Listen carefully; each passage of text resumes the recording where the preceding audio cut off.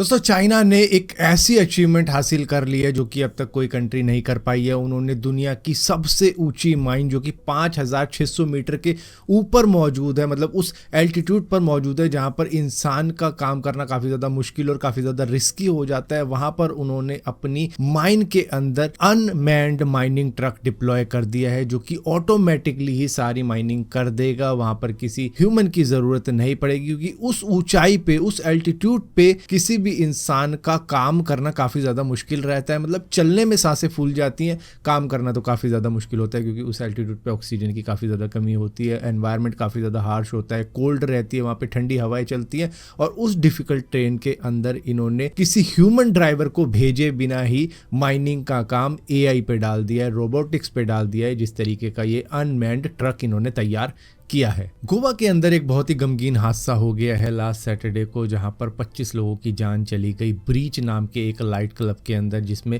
25 staff मौजूद था, 5 tourist मौजूद थे। और ये आग इलेक्ट्रिकल फेलियर की वजह से लगी है या फिर जो पायरो शो होता है उसके सिलेंडर के ब्लास्ट की वजह से लगी है। अभी वो एग्जैक्टली क्लियर नहीं हुआ है कि एक्सप्लोजन किस वजह से हुआ था, लेकिन फायर बहुत तेजी के साथ में फैलने की वजह से वो एग्जिट नहीं कर पाए, क्योंकि एग्जिट भी नहीं थी उस तरीके की जो इमरजेंसी एग्जिट होती है वो होनी ज़रूरी होती है इस तरीके के क्लबों में, लेकिन वो नहीं थी। यहाँ पर fire safety norms, proper exit, ventilation, fire department का एनओसी, ये सब कुछ भी मौजूद नहीं था इस नाइट क्लब के पास में, जहाँ पर नैरो लेन और इमरजेंसी एग्जिट का प्रॉपर अरेंजमेंट ना होने की वजह से इतना ज़्यादा सफोकेशन वहाँ पर हो गया, इतनी तेज़ी से वो आग फैल गई कि कोई भी निकल नहीं पाया। क्योंकि हम लोगों को तो लगता है कि जब आग लगती है तो बस आग ही लगती है, उसमें झुलसता है कोई बंदा, लेकिन नहीं, वहाँ पर सफोकेशन भी होती है। जिस तरीके का धुआं फैल जाता है उसके बाद में दिखना मुश्किल हो जाता है, आदमी खांस के मतलब हालत ख़राब हो जाती है। जिसने भी चूल्हे में रोटी पकाई होगी उसको मालूम होगा कितना ज़्यादा धुआं होता है, और जब एक भीषण आग लगती है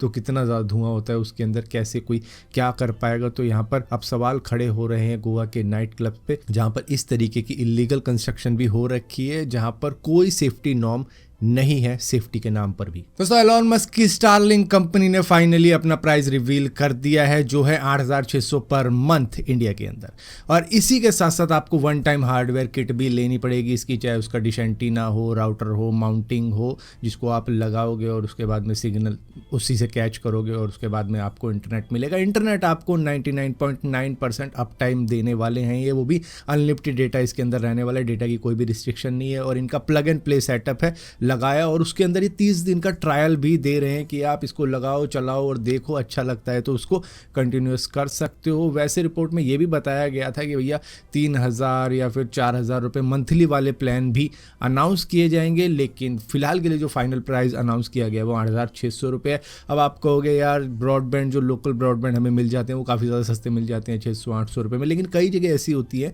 जहाँ पर इंटरनेट तक नहीं आ रहा था, मोबाइल के नेटवर्क तक नहीं आ रहे होते, उन जगहों पर स्टारलिंक काम करेगा। तो वहाँ के लिए आई थिंक ये प्राइसिंग सही रहने वाली है उन रिमोट रीजन के अंदर जहाँ पर आपको घूमने फिरने जाना होता है लेकिन वहाँ पे इंटरनेट का एक्सेस नहीं होता। तो उसके लिए ये एक ऐसी सर्विस है जो कि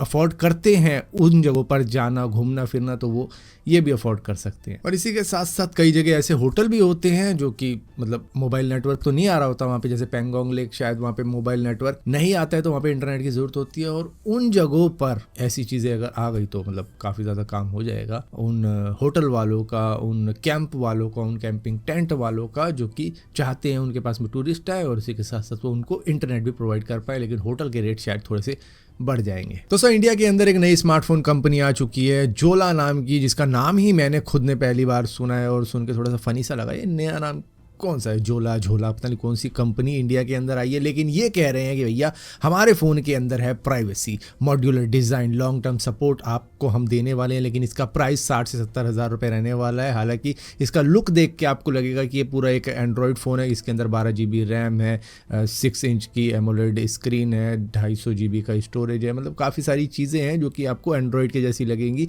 लेकिन इसके अंदर ना एंड्रॉयड है ना iOS है। इनका जो ऑपरेटिंग सिस्टम है वो लाइनेक्स बेस्ड स्पेस है, सेलफिश OS 5 है इसके ऑपरेटिंग सिस्टम का नाम, जो कि एंड्रॉयड ऐप को सपोर्ट करेगा ऐप सपोर्ट के थ्रू। तो ऐसा नहीं है कि एंड्रॉयड ऐप आप चला नहीं पाओगे, वो चला पाओगे, लेकिन उसके लिए इसके अंदर शायद एक अलग से एक एमुलेटर डाला जाएगा। ये जो जोला नाम की कंपनी है वो फिनलैंड की एक टेक कंपनी है, जो कि 2011 में जो नोकिया के कुछ एक्स एम्प्लॉय थे उन्होंने शुरू करी थी, और उसके बाद में फाइनली अब ये इंडिया के अंदर भी एंटर होने जा रहे हैं। लेकिन फ़ोन का प्राइस काफ़ी ज़्यादा हाई रखा हुआ है उस मार्केट के अंदर, जो कि एक प्राइस सेंसिटिव मार्केट है जहाँ पर प्राइस को देख के स्मार्टफोन लिया जाता है। लेकिन हाँ, इस फ़ोन की यूएसपी यही है कि ये प्राइवेसी को सबसे पहले कंसीडर करता है, जिसकी वजह से इसके अंदर लाइनेक्स डाला गया है, लाइनेक्स बेस ऑपरेटिंग सिस्टम डाला गया है। तो जिसको अपनी प्राइवेसी पसंद है वो ये 60 से 70 हज़ार रुपये वाला फ़ोन ले सकता है, जिसकी प्री बुकिंग के लिए ही आपको 10,400 रुपये देने होंगे। दोस्तों, आपको मालूम होगा जब डोनाल्ड ट्रंप प्रेसिडेंट बने थे यूएस के, तो उन्होंने बहुत सारी जो एड्स थी वो कट कर दी थी। अब उसकी वजह से जो यूएस फॉरेन एड